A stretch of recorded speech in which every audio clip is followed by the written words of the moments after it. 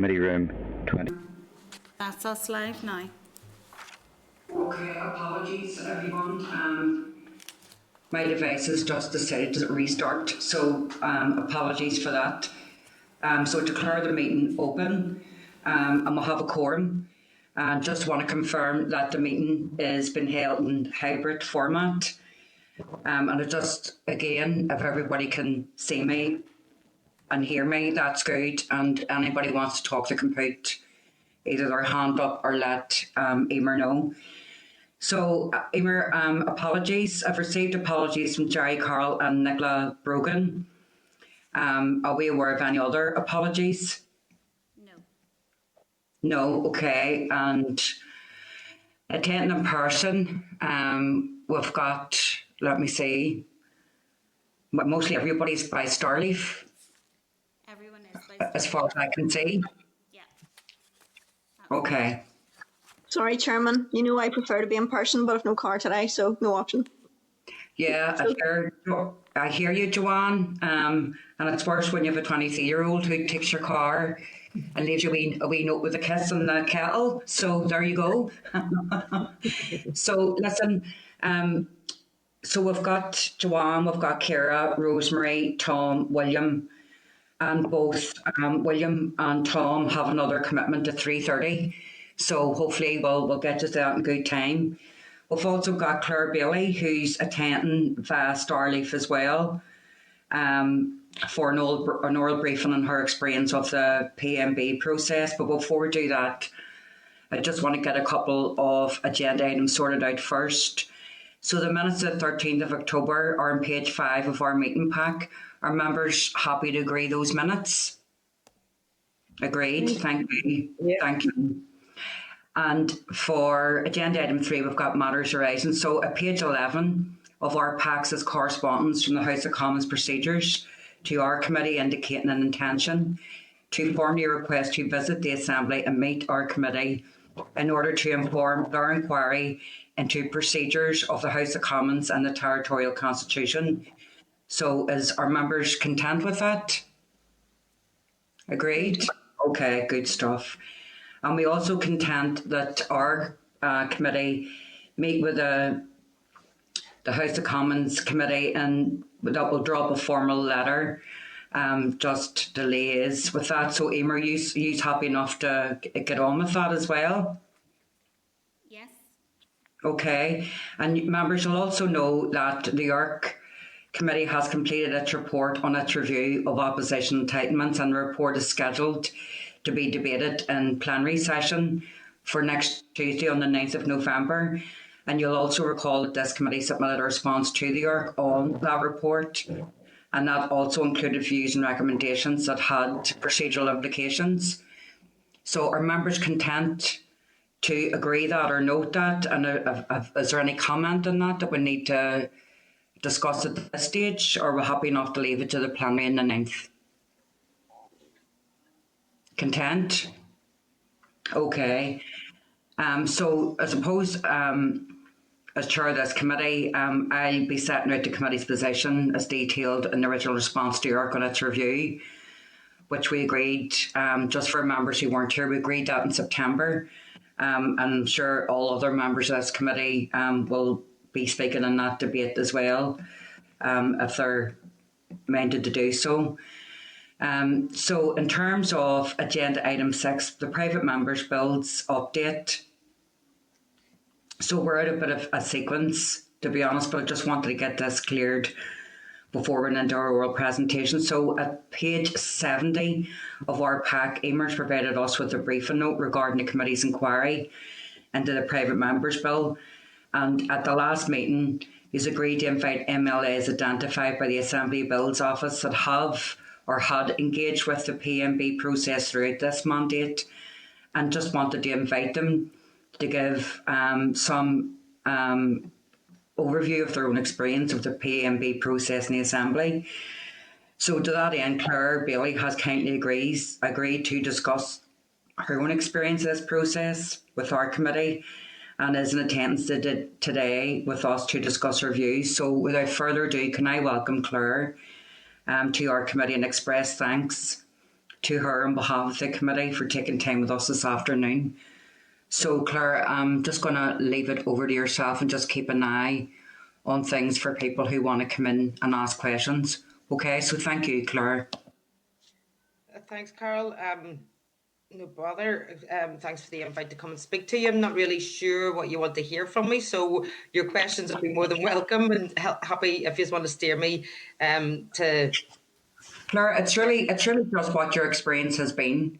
You know, what I mean, if you were to, like, for example, if you were to do the same thing again, what would you do differently, and what advice would you give? Not so much about the content, but certainly the process. It's all about the process here, Claire. So, what would you do differently, and what would you advise other people to do if, for example, they were going to do something similar? Taking me into a counselling workshop now, Carol. So I started working on my first PMB for safe access zones when I was first elected back in 2016. And in all honesty, that's been a very slow process. I'm not sure how much of that we can look at the assembly processes with. I mean, obviously it was 3 years there where we didn't have the executive and assembly functioning. But working through that process, I suppose, with the bills team, so the safe access zones has been done completely internally with the assembly bills office and the structures provided. It's been okay, shall I say? I mean, this is nothing to do with any person, but it has been a bit slow. It's been very clunky, I have found as well. I'm now working with the 5th member of staff from the bills office on that bill. All of them have been great, by the way, but you know, it's that continual rotation has been really clunky. So I started working on that back in 2017 January. I was able to go to public consultation on that just before we were the executive collapsed. Once the executive was back up and running, the speaker then notified members who already had a bill submitted that they could continue working on that. So I was able to pick up where it left off, which was good that I didn't have to start from the beginning again. But then it was a new bills team. So it was a matter of getting them up to speed, getting them into the background, letting them know my intention with the bill and working through all that again. And then COVID hit and we were in the pandemic and working from home, and I suppose that stalled it all as well. But I do feel that there was a year there that was kind of missing from the process. And I can't explain that, but that's how it is. So where that bill is at the minute is been referred to committee. Committee are going to go for an extension on it, and you know, that's as far as it's got in all these years, to be honest with you. It's looking like, you know, everything else, whether there's time left to get anything passed during the rest of this mandate is, or rejected or whatever, just get to the final stages, is debatable, and we'll have to wait and see. So I'm a wee bit disappointed, and I found it really frustrating, to be honest with you, within that context. I find it also a big learning curve when I went to public consultation to discover then that there's no financial resource allowed for private members when they're working on bills. So that was a cost that I had to cover out of my own pocket. And I think that that's still the case today. And the other, it was grand because the bills office and the staff there are able to talk you through step by step. So you're going to the Quality Commission, Human Rights Commission, you're engaging with stakeholders, you go to consultation, you think about unintended consequences, you delve down deep. So there's a whole sort of mentoring process, really, I suppose, there. And I think that that's fair enough because we're creating legislation, and you know, legislation has to be as robust and direct as possible. But so that was good in the background, but I found that I haven't really moved out of that one. We're still sort of kind of doing that nearly. Then I've got, I suppose I'll leave that one there. I'm happy to take any questions. There's probably stuff that I haven't thought about there, but then I have introduced a second bill that has been drafted outside the assembly processes. And to be honest with you, I have found that much quicker being dealt with. So that was introduced to the Speaker's office then, and yes, it's much, you know, outside the content of the bill and what they're for and all the rest of it. But, you know, that went through the Speaker's procedures, took a bit of time just because of the sheer volume and scope of the bill itself, which is okay, not a bother. But the fact that, I was able to move through, introduction and consider our second stage into committee, and committee's now getting ready to report back on that one. At the same time, the bill that I started working on back in 2016 through the assembly processes has just moved into committee. So I think that gives you a wee bit of an indication of the differences there as well. If there's anything else, I'm not sure what else to No, let you Claire, know. listen, Claire, that's grand. I mean, other members might have specific questions, but basically, while the staff who've been in the build team have been really good and supportive, the fact that there wasn't a consistency in the fact that of staff, the turnaround of staff, and also probably that there isn't enough staff in the builds team to provide support, and also the fact that you've been out of pocket to try and get legislation brought forward through the private members route is something I think that we need to just keep an eye to. So I'm going to throw it open to members. If you have any questions or observations, I've got Sinead first. So Sinead, over to yourself. Thanks, Chair, and thanks, Claire, for that. Claire, yes, I hear you, and I had a bill that had fallen for I think maybe that similar sort of reason in terms of trying to pin down staff and the timelines, and they were under pressure, and it, I suppose, is one of the things it gives. But it's interesting what you say, Claire, about the expense, and I found that too, that you reach a point where it is out of pocket. But in terms of your second bill, where you were talking about the outsourcing and going out to have that drafted, I presume you mean, in terms of then the financing of that, and even having the pointing service as to where to go, was there any internal support given to you to point out or to direct you to any sort of financial help? No, not at all, Sinead. There's never been any financial help whatsoever in bringing any PMBs that I've ever either been offered or come across. And in terms of introducing it, the cost of getting it drafted, I mean, as maybe it's a wee bit unique, but, there was a whole sort of body, a big team of people behind that anyway, and we were all sort of doing that in our own professional capacities or in volunteering roles or professional roles that was there. So that was a whole other, I suppose, channel. But once it's introduced to the Speaker's office, I submitted it to the Speaker's office, and then there's a procedure that happens there, which is not anything that I'm involved with. So, you would need to get any info from the Speaker's office really there. But once it gets introduced to the Assembly, it becomes Assembly property, I suppose, really. Yeah. And then everything changes. So there is access to help there. And I have had a member of staff from the Bills team working with me on that since then, which has been really, really good. But I've also found I'm on the committee scrutinising this bill as well. And that has been a huge game changer, to be honest with you, especially in comparison with the other one. I'd say the scopes and the contents, I suppose, but it has been really, really beneficial, really, really helpful being a member of the committee looking at the bill. And there's been a huge amount of learning to be taken away from that as well. But as I say, maybe it's a wee bit different. The other one's only started its journey through committee, so I don't know what that level of engagement and what the learning from there will be. That's still to be seen.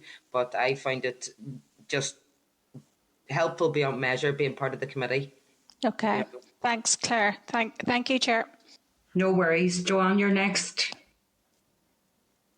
Thanks, Chairman. Thanks very much, Claire. Claire, just a couple of things, I suppose, because you're in the unique position of taking through two bills, one internally, one externally. I suppose I have a couple of things I'd like to put to you about the processes that there are. With regard, you've described kind of your internal bill as kind of slow process and clunky. And I'm wondering,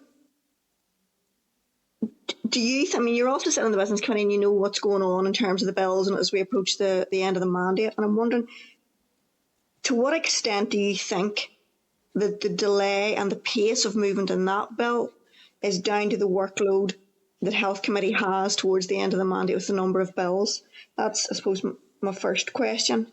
The other issue is then for me,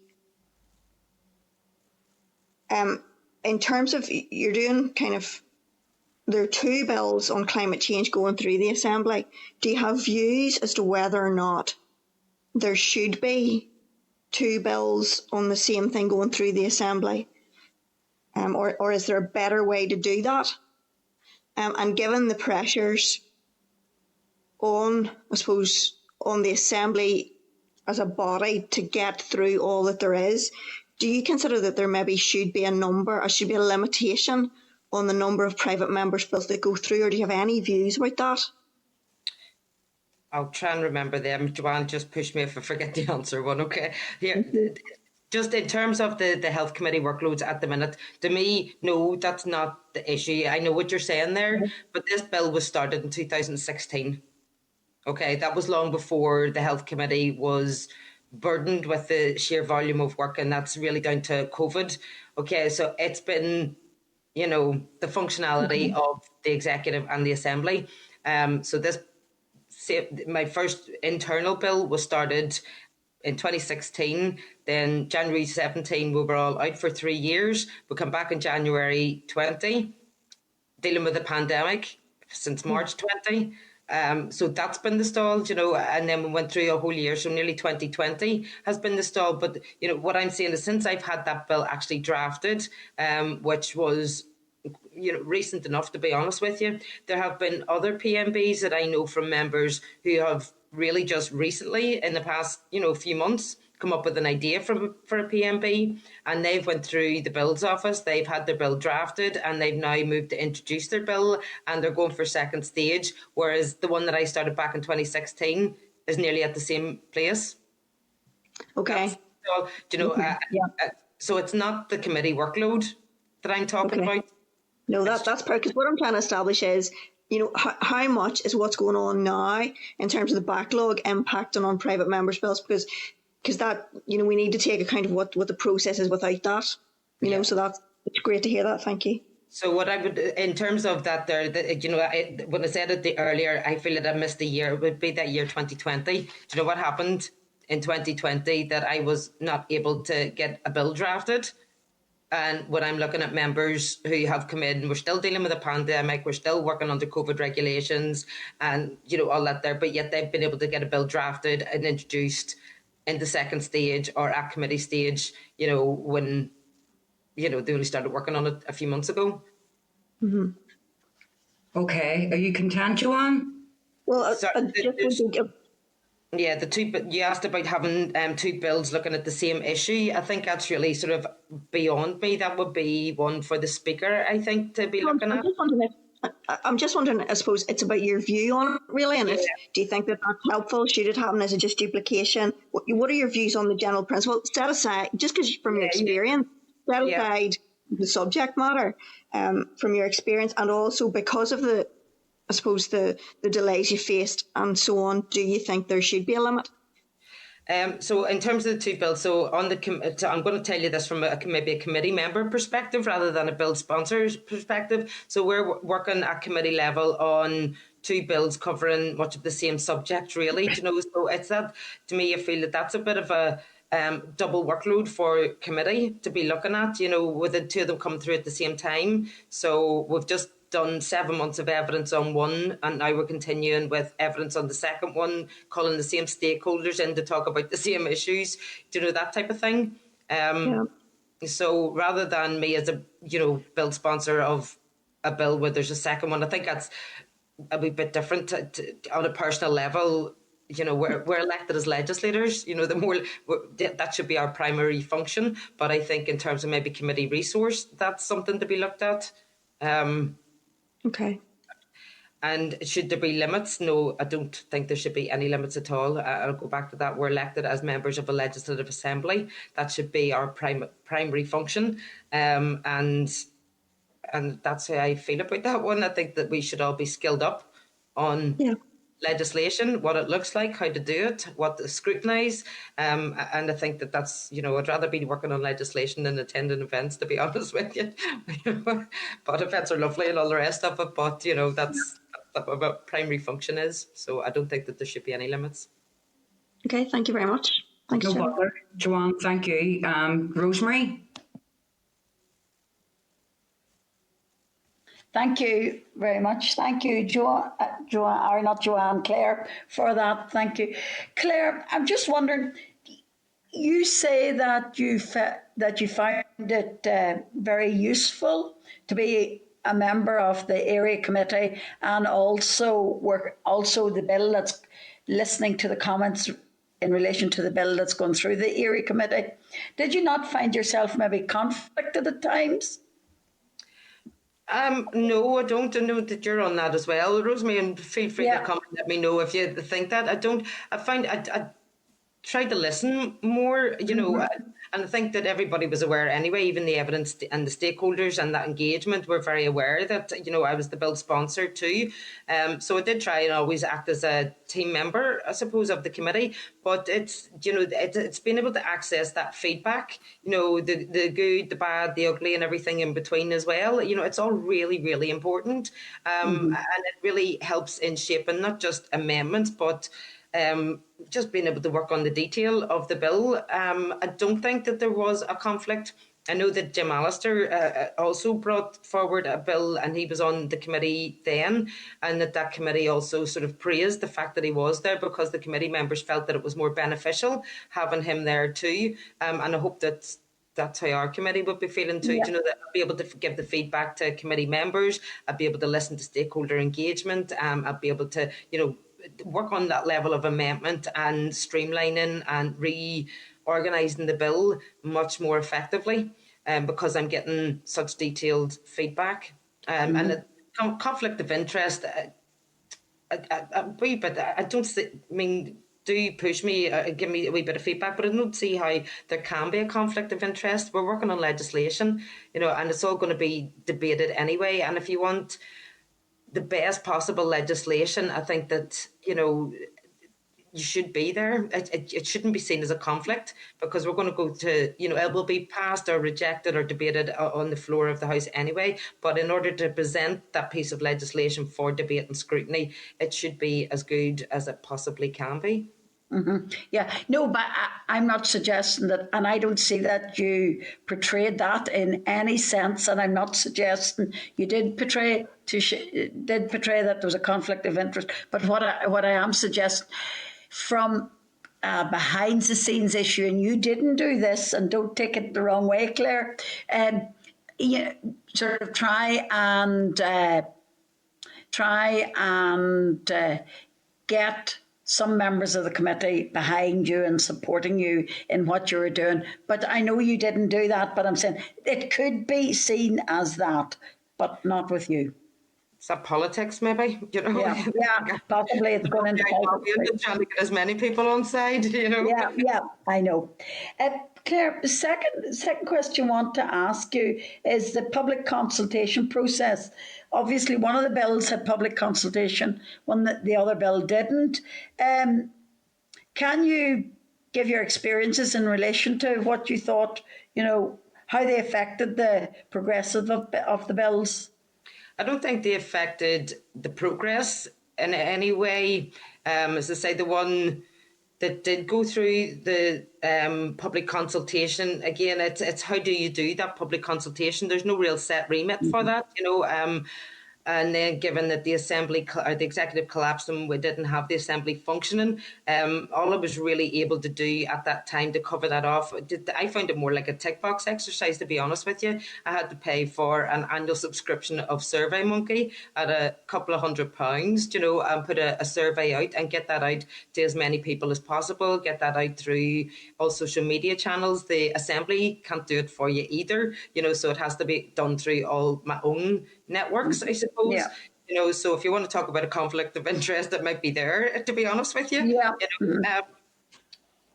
But the other one didn't have to be. So, I'm confused. Is it just good practice to go to consultation, or is it mandatory?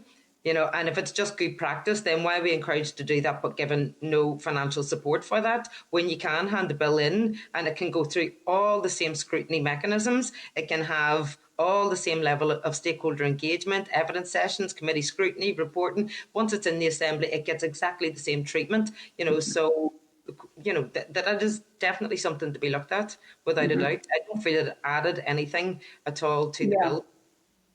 Thank you, Claire. Thanks. Thank you, Rosemary. Claire, I don't see any other indication for anyone else coming in on this. So on behalf of the committee, I want to thank you. Thanks. And wish you well in your endeavours. And, as a member of the Health Committee, I welcome your bill and look forward to it going through the passage of the Assembly. So, Great. again, Claire, if there's any other items that we may need to chase up with you, just in terms of the process and the procedures, if you're happy for us to make contact with you through email and that, then we'd appreciate that. So on behalf of the committee, thank you, Claire. Pleasure. And if Emer does need me, just pick up the phone and chase me because I'm hard to track down. Okay, but thanks. Thanks, Claire. There. Thank you. So if we're content to complete this item of business in relation to our own ongoing inquiry, can I just refer you back to paragraph 5, page 70 of the pack, which details further MLAs that have been scheduled up until now. So additional responses are also pending. Maybe additional briefings from other MLAs could be scheduled as well. So we're content to note this and continue the process as suggested in the schedule of work, which is outlined on pages 72 to 73 of our packs. Is that agreed? Agreed. Chairman, I'm wondering, do you think it would be worthwhile to ask the committees where their sponsor has been a member of the committee to maybe give us the pros and cons? Well, we could certainly do that, but other than Claire and Jim Allister, I'm not really aware of any others who are sitting on the same committee as their bills come through. But we could certainly try and find out and write to them and ask them. Well, Pam's there with the autism bill. That's an all-party. An all-party. Oh, it's an all-party. Yeah. So there's just a note. I think one of the issues that the committee is looking at in terms of its terms of reference is whether or not the sponsor should be there ex officio. But actually, we've had circumstances with being full members, and it'd be useful to understand what the pros and cons are of that from the committee's perspective. Yeah, well, we can certainly ask, but at the end of the day, as long as it doesn't impinge on someone's democratic right to bring forward legislation, I have no issue with it. Yeah, it's really a process question. Yeah. Okay, so Emer, we can do that. So agenda item 4, Ministers, Elections and Petitions of Concerns Bill update. So page 13 of our pack is a memo from Emer on the NI Ministers, Elections, Petitions of Concern Bill, and this follows the committee's consideration of this bill and issues arising at the last committee meeting on the 13th of October. So some of you may recall that we discussed clauses in the bill that are likely to require amendments to the Assembly standing orders, and that we agreed for the committee secretariat to provide an issues paper on the procedural issues associated with the bill for consideration at the next committee meeting. So that paper is included at Annex 1, page 17 of our packs. The bill has had its report stage and its third reading last Tuesday on the 26th of October and passed directly to the House of Lords for its first reading on Wednesday, 27th of October 2021. So in relation to the key issues for our committee to consider arising from clauses 1 and 2 of the bill, I just want to refer you all to the bullet points in the blue box at page 19, which highlights the following issues. So parties are aware that the bill provides for executive and ministers to be able to carry out all of their usual functions with or without Assembly scrutiny following an election.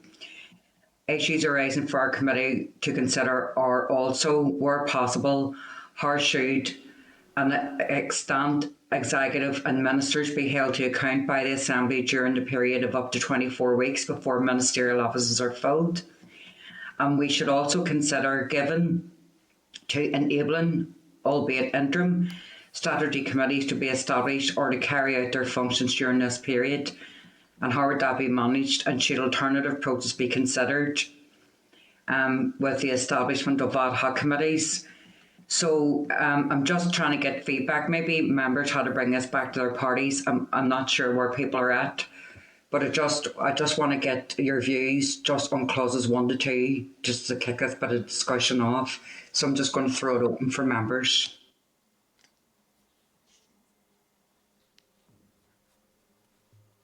So to be honest, there's a lot there. I mean, even in relation to clause 5 of the bill, again, there's bullet points in the box on page 22. What are the parties' views on the procedure that should be followed in presenting and confirming a petition? So, Emer, what I would suggest is I mean, I wasn't at the last committee, so I would suggest that, I mean, parties at the next meeting should literally bring this back. Members should bring it back to their parties to bring back a more thoughtful and considered position for the next meeting, because there's a lot of issues here that we've been asked to agree today, and frankly, even just by the response we're getting, people haven't got a bottomed out position, so I don't want to bounce anybody. So our members agreed that we do this for the next meeting. Agreed. Carol, I agree, but I was just wondering, should it might be better formally writing out to the parties and asking them?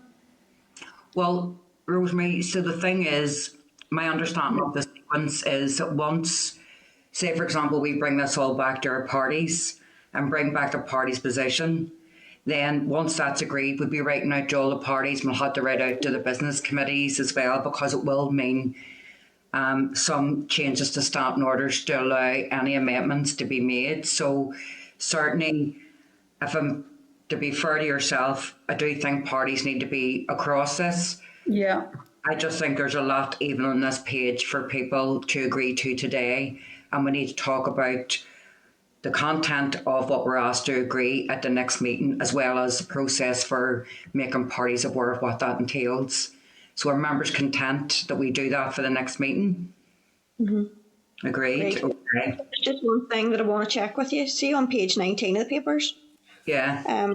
Under other issues to note, see that second bullet point where this option doesn't apply in the case of vacancy in the office of the Minister of Justice. See, after the next election, is that not going to be part of the Dahan process? Well, it's an NDNA, Joanne, so you're right.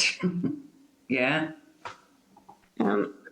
So is that bullet fine to stay in there? Does it need to be adjusted before we kind of consult with our parties about it, or what do you want to do? Yeah, so what I would like to do, Emer, is Paul Gill there, just to get some advice on that, because it does need to be adjusted. We need to have a complete set of notes to bring back to our parties for discussion. Yeah. Chair, yes, I am here, and very happy actually we take the opportunity to go through some of the points that are flagged up in this paper. I mean, on that specific point, unless somebody's coming forward with a proposal to amend Standing Order 44A, then the provision that we have in place says that the Minister of Justice will be elected by cross-community vote in the Assembly. The bill going through Parliament at the moment doesn't change the arrangements in relation to that. So I think the point that Joanne was saying there was that NDNA envisaged that that would be changed. If that's the case, and I'll need to go back and double check NDNA in it, but certainly this bill doesn't make the arrangements to make that change. So the point, Paul, I think that we're trying to ascertain is we do need to have the cross-reference to NDNA and have that as a context for changing the standing order, because unless it's changed, the status quo will remain that it's done by cross-community vote rather than by Dahan. Joanne, does that cover your concern? Yeah, I think that, what I was looking for was right, what we need to do, so that's fine. Paul's cleared it up for me. I think that this paper is a great paper, and actually exactly what I was looking for, that we can take to our parties and say, look, this is the types of things we need to be thinking about. So great work on the paper, and thanks very much for the clarification. Yeah, Paul, I agree. And Emer. So, and rather than kind of going through all the points now, when we're going to have to come back to it at the next meeting, and I suggest that we do come back to it at the next meeting, that if there what I would like to do is just go a step further. That even a week before the next meeting, if we can take us back to our parties for discussion, and if there's any questions or any queries that we'll have before our next procedures meeting, they'll try and get those answered and bottomed out, and then we can each come back with the positions based on the paper that we have in front of us now. Is that fair enough? Okay. Paul, thank you for that. So I'm going to go on to the next item. Let me see. So rather than writing to the parties, we also need, so all parties are represented here, we need to also look at the views of independent members and seek their views on the paper, or we could also have some preliminary discussions next week. So just to get the sequence right, if each of us here go back to our parties and have the preliminary discussions that's raised in the papers and come back to it at our next committee meeting, what I would suggest is that once we kind of get the consensus, then we write out to all the parties after that.